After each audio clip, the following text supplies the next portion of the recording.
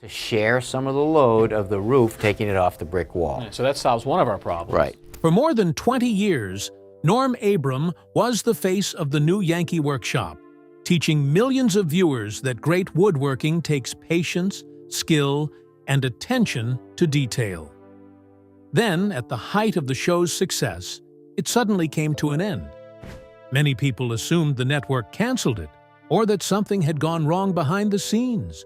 But the real story is very different. Join us as we uncover the real reason Norm Abram left the new Yankee Workshop, the show that no one else could have hosted.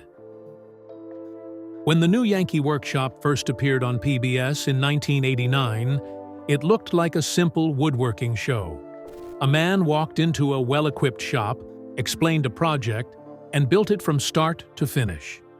But behind that simple idea was years of planning and one very important decision. The show existed because producer Russell Morash believed there was only one person who could make it work: Norm Abram. Morash was already well known for changing home improvement television. He had created This Old House, a series that showed real home renovations instead of polished demonstrations.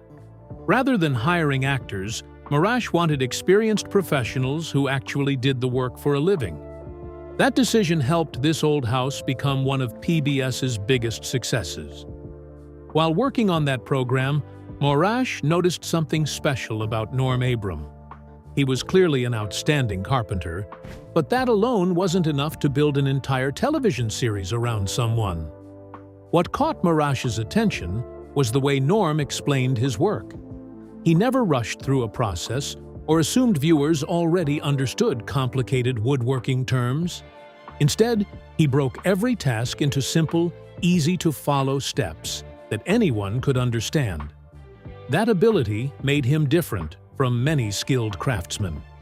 Some experts know their trade extremely well but struggle to teach it. Norm had both talents. He could build beautiful furniture while explaining exactly why he was making each cut, choosing each tool, and following each step. Viewers didn't just see a finished project, they learned how to create one themselves. His personality also played a huge role in the show's success. Norm spoke calmly and confidently without trying to impress anyone. He never acted like he knew more than his audience. Instead, he treated viewers like partners who were learning alongside him. Even beginners felt comfortable following his instructions because he made woodworking seem possible instead of intimidating. His quiet confidence helped build trust. Whether he was cutting a complex joint or discussing the history of an antique cabinet, he always sounded patient and honest. That approach became one of the reasons viewers returned week after week. To bring Morash's idea to life, a dedicated workshop was built behind his own historic property in Massachusetts.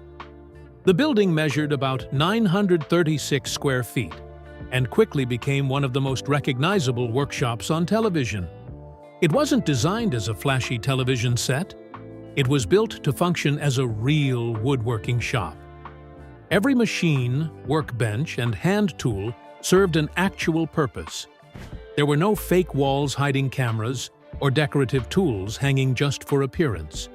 The equipment was the same kind that experienced woodworkers used every day. This was important because Norm wasn't pretending to build furniture. He was actually building it. Every project shown on television was made in that workshop from beginning to end. That level of authenticity became one of the defining features of the series. The show also stood apart because of where it aired. PBS had a very different goal than commercial television networks. Instead of chasing ratings with loud personalities or dramatic moments, PBS focused on education. That gave Morash and Norm the freedom to create a program that valued teaching over entertainment. Each episode followed a familiar structure that viewers came to appreciate. Norm often began by visiting a museum, historic home, or collection to study an original piece of American furniture. He explained where it came from, who might have built it, and why its design mattered. He pointed out the joinery, the wood selection, and the craftsmanship before returning to his shop. Once back in the workshop, he built a faithful reproduction from scratch. Every major step appeared on camera, from selecting lumber and laying out measurements to cutting joints, assembling parts, sanding surfaces, and applying the finish. Nothing important was skipped. Another reason people connected with the show was its pace. Norm never hurried through a lesson just to fit more information into an episode. He took time to explain each step clearly, allowing viewers to understand not only what he was doing, but why he was doing it. That steady rhythm made the series enjoyable even for people who never planned to build furniture themselves. His safety reminders became just as memorable as the projects. At the beginning of episodes, Norm regularly encouraged viewers to read and understand the safety instructions for every power tool before using it. It was a simple message, but it reflected his approach to woodworking. Skill always came after safety. In the end, authenticity became the show's greatest strength. Viewers knew they were watching a real master craftsman doing real work without shortcuts or staged demonstrations. That honesty built a level of trust that few television programs ever achieve. And it also created challenges that would eventually make the job far more demanding than anyone realized. As the years went on, that honest approach came with a hidden cost that few viewers ever saw. The brutal reality. To millions of viewers, the new Yankee Workshop looked peaceful. Norm Abram spoke calmly, moved carefully from one step to the next, and completed beautiful furniture in just over 20 minutes of television. It all looked smooth and effortless. But what appeared on screen was only a small part of the story. Behind every finished episode were days of planning, preparation, and hard physical work that viewers never saw. A single episode usually required between 40 and 60 hours of work before it was ready to air. That time wasn't spent only in front of the cameras. Much of it happened long before filming even began. The process often started with research. Norm didn't simply choose random furniture projects because they looked nice.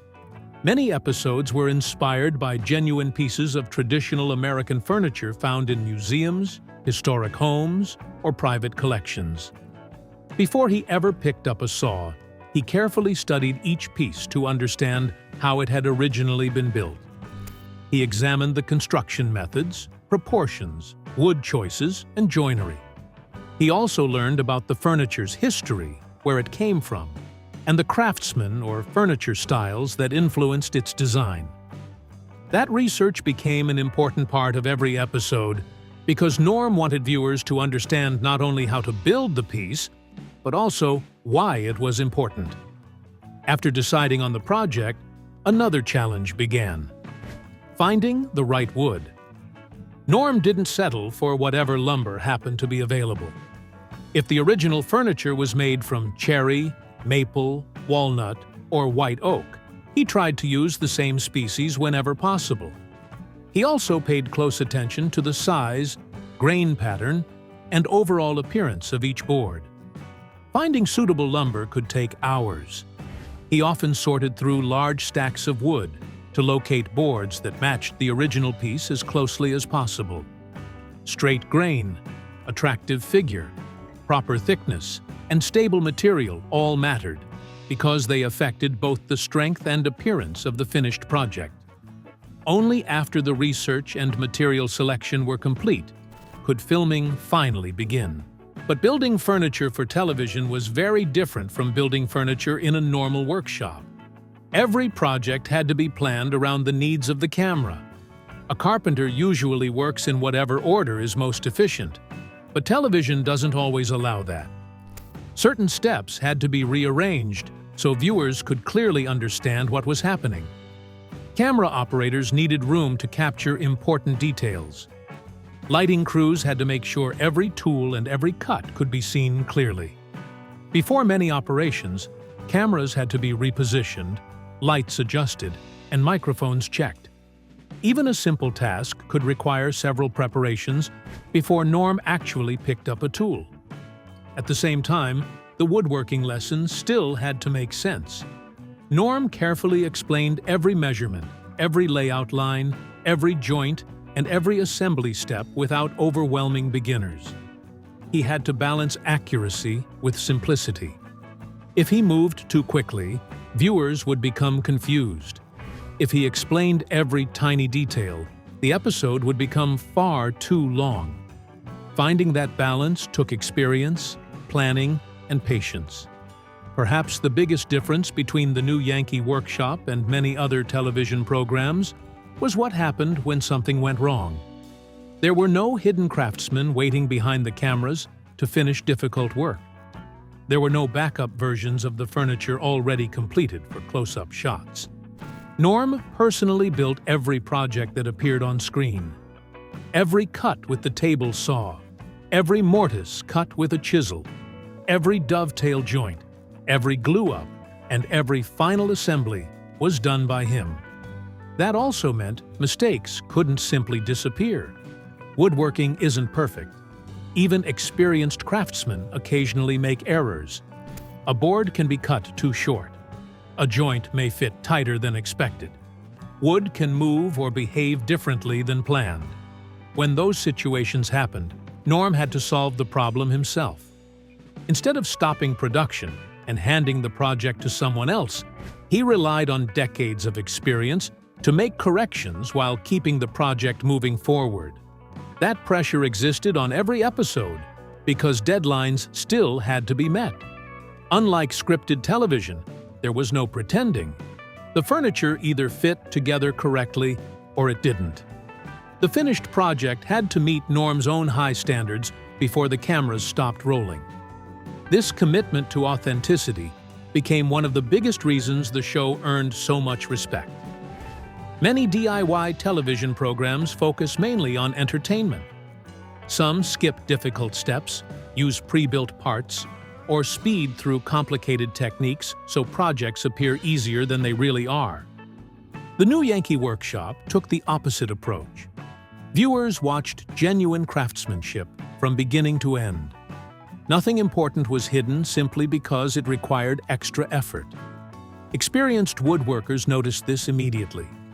They could tell Norm wasn't reading instructions from a script or demonstrating techniques he had only recently learned. Every movement showed years of professional experience. His confidence came from doing the work every day, not performing for television. Even viewers who had never touched a woodworking tool recognized that they were watching someone who truly understood his craft.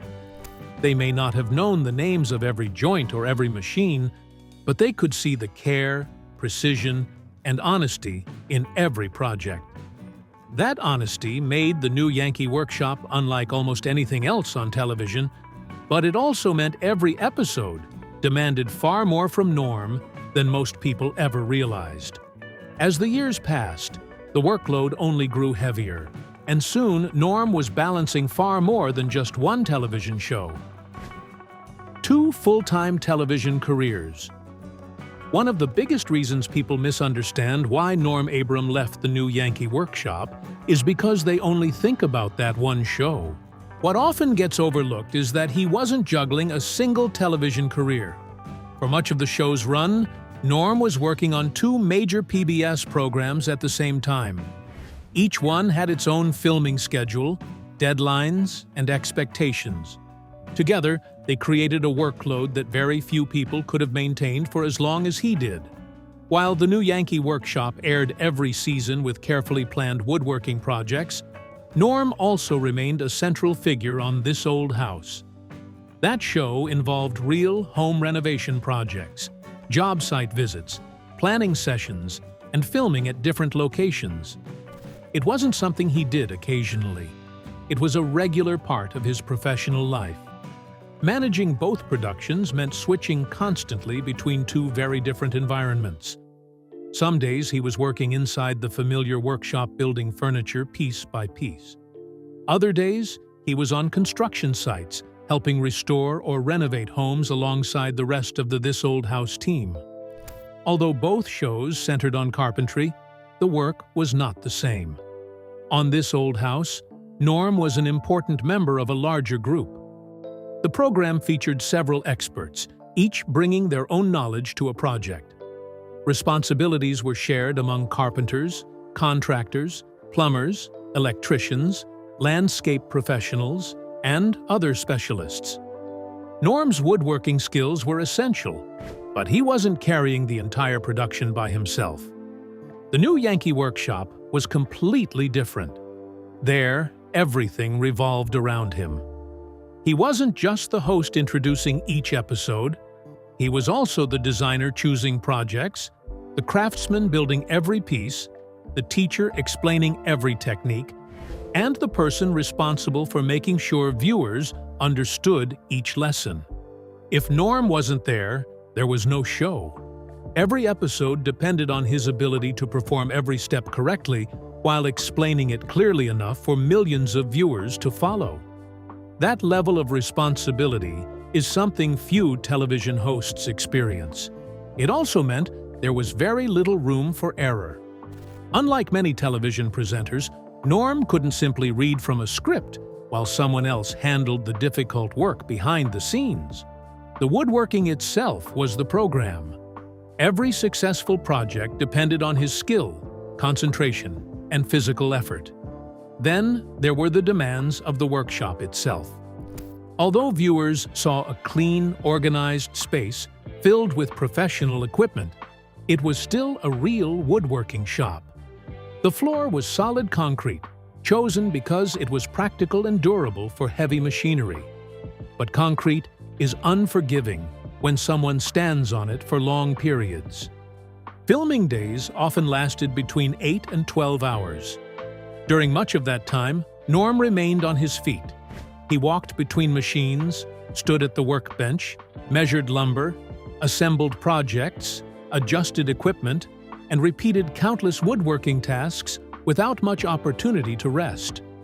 Over the course of a single day, that constant standing placed tremendous pressure on his feet, knees, hips, and lower back.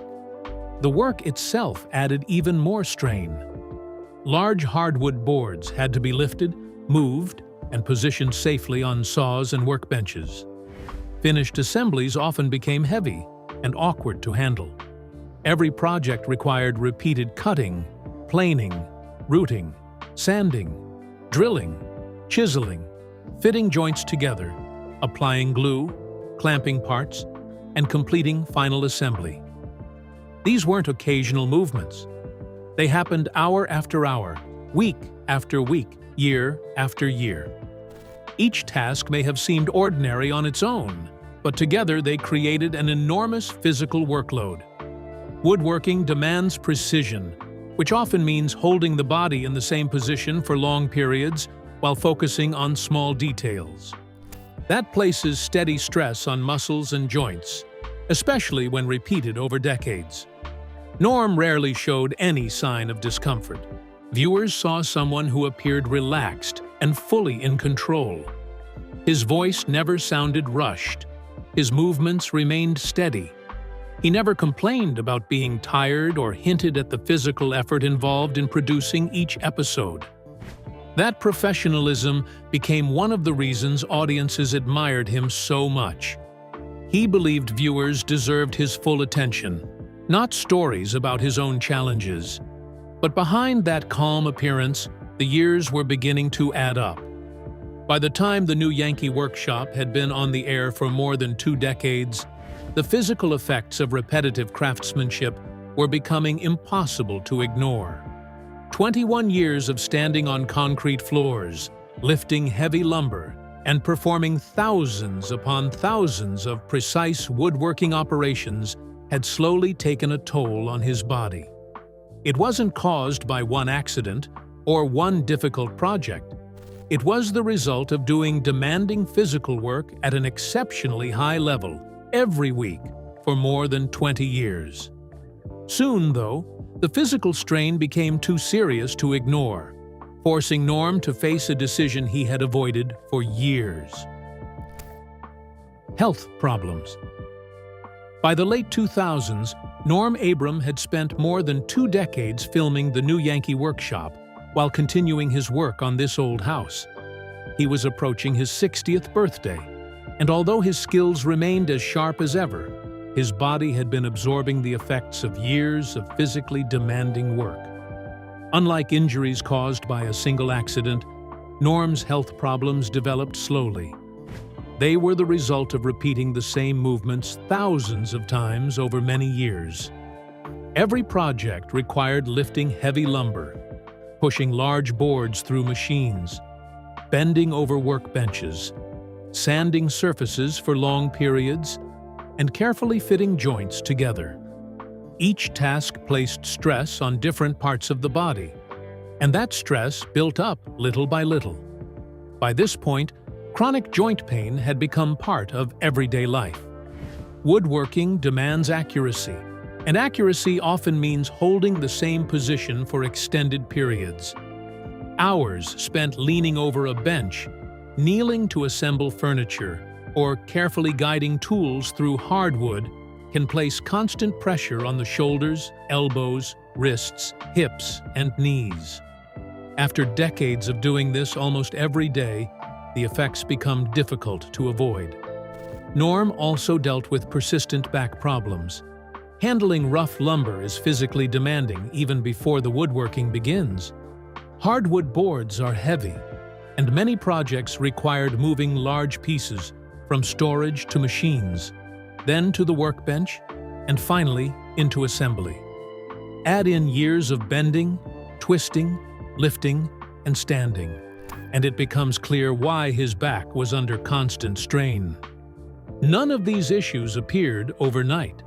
They were the natural result of doing real carpentry for decades while filming television at the same time. The quality of his work had never declined, but maintaining that standard was becoming harder with each passing season. Among all the physical problems he faced, one became especially difficult: plantar fasciitis. Plantar fasciitis is a painful condition that affects the thick band of tissue running along the bottom of the foot. This tissue supports the arch of the foot and helps absorb the pressure created by walking and standing. When it becomes inflamed, even simple movements can cause significant pain. For someone like Norm, it was especially challenging. One of the biggest risk factors for plantar fasciitis is standing for long hours on hard surfaces. The workshop floor in the new Yankee Workshop was solid concrete because it provided a stable foundation for heavy woodworking equipment. It was practical for the shop, but it was extremely hard on the body. During filming, Norm often stood on that concrete floor for 8, 10, or even 12 hours at a time. He wasn't simply standing still. He was constantly walking between machines, carrying materials, adjusting equipment, assembling furniture, and demonstrating techniques for the camera. Every step placed additional stress on already tired feet. As the condition worsened, long filming days became more painful. Standing through an entire production schedule demanded increasing endurance. Even when the cameras stopped rolling, the discomfort didn't simply disappear. Like many people who develop plantar fasciitis, the pain could continue long after the workday ended, making recovery before the next filming session more difficult. Despite these growing health problems, viewers rarely noticed anything had changed. That wasn't because the pain wasn't real. It was because Norm made a conscious decision never to let it become part of the show. Throughout his career, he believed the audience tuned in to learn woodworking, not hear about his personal struggles. He never used his discomfort to gain sympathy or attention. Instead, he maintained the same calm voice, careful demonstrations, and patient explanations that viewers had come to expect. Whether he was cutting delicate joinery or explaining how to sharpen a hand plane, his teaching style remained steady. He never rushed because of discomfort or allowed frustration to show on camera. That professionalism earned enormous respect from both viewers and fellow craftsmen. Behind the scenes, however, the situation could no longer be ignored. As the physical demands continued to increase, serious conversations began between Norm Abram, producer Russell Morash, and the leadership at WGBH in Boston. These discussions weren't driven by poor ratings or a lack of interest from viewers. In fact, the new Yankee Workshop remained highly respected and continued to enjoy a loyal audience. The question was much more personal. Could Norm realistically continue producing the show without placing even greater strain on his health? The truth behind the rumors. When WGBH Boston announced on October 16, 2009, that the new Yankee Workshop would end after 21 seasons, many viewers were caught completely by surprise. The show had been a regular part of PBS programming for more than 2 decades, and there had been very few signs that it was nearing its end. The projects were still carefully made. Norm Abram remained the same calm and reliable teacher he had always been. And the series continued to have a loyal audience. Because the announcement came so suddenly, speculation spread quickly. Many people assumed the network had canceled the show. Others believed ratings must have fallen after so many years on television. Some wondered if budget cuts had made production too expensive. There were even rumors that creative disagreements or conflicts behind the scenes had forced the program to end. As the internet became a larger place for discussions and fan forums, these theories continued to circulate. For many viewers, they seemed like reasonable explanations because television shows often end for exactly those reasons. In this case, however, those rumors simply weren't true. Both Norm Abram and producer Russell Morash gave clear explanations about why the new Yankee Workshop came to an end, and their message remained consistent over the years. The network did not cancel the show. There was no public dispute between Norm and Morash. There were no reports of creative battles over the direction of the series. There was no evidence that falling ratings had forced PBS to pull the program from its schedule. Likewise, there was no indication that financial problems had suddenly made the show impossible to produce. Instead, the decision came from one person, Norm Abram. After spending more than 20 years carrying the physical demands of the series, he decided it was time to stop before the work caused even greater damage to his health. His choice was based on years of wear and tear, not outside pressure. Norm himself spoke about the ending in the same modest way that had defined his entire career. Rather than creating drama around the decision, he simply expressed gratitude. He reflected on the many challenging projects the show had completed, the talented woodworkers he had met, and the loyal viewers who had supported the series for more than 2 decades. There were no emotional public arguments or dramatic farewell speeches. That quiet approach reflected the way Norm had always handled his work. Russell Morash supported that decision completely. As the creator and producer of the show, Morash understood better than anyone why the new Yankee Workshop had succeeded for so many years. He knew it wasn't just about woodworking plans or beautiful furniture.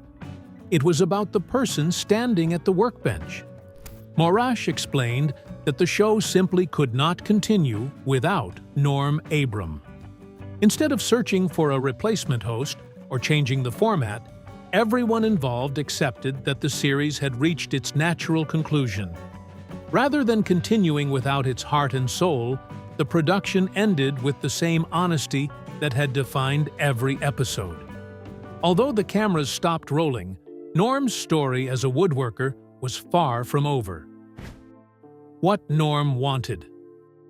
For many viewers, ending the new Yankee Workshop looked like the end of an era. After more than 20 years on television, it was hard to imagine Norm Abram stepping away from the workbench that had become so familiar to millions of people. But for Norm himself, leaving the show wasn't about giving up woodworking. In many ways, It was about finally getting back to the kind of woodworking he had been putting off for years. Long before the show ended, Norm had a growing list of personal projects waiting for his attention. One of the biggest was his own timber frame home in Carlisle, Massachusetts. Much of the house had been built with his own skills and craftsmanship, but like many people who spend their careers helping others, he often found very little time to finish work on his own home. The demands of the new Yankee Workshop came first. Every season required months of planning, building, filming, and preparing projects for television. When one season ended, another was already being planned. Any free time he had was often spent preparing for future episodes or fulfilling his responsibilities on this old house. As a result, many of his own ideas had to wait. Ending the new Yankee Workshop finally gave him that opportunity. For the first time in decades, he could walk into his workshop without thinking about filming schedules, production meetings, or television deadlines. He could choose his next project based on what interested him rather than what fit into a television episode. That freedom mattered. Woodworking had always been more than a profession for Norm. It was a craft he genuinely loved. By stepping away from the weekly demands of producing a national television show, he was able to enjoy the work again at his own pace. Instead of racing to finish a project before cameras stopped rolling, he could take as much time as he wanted. If a piece needed another day of careful fitting or finishing, there was no deadline waiting. The work became personal again rather than professional. Leaving the show also meant more time with the people closest to him. Norm continued working on this old house, where the workload was much more manageable. Instead of carrying an entire television series on his shoulders, he remained part of a team. He could continue sharing his knowledge and experience without facing the same physical demands that came with building every project from start to finish on his own. If you enjoyed this story, don't forget to like the video, subscribe to the channel, and turn on notifications for more fascinating stories about the people behind television's most unforgettable shows.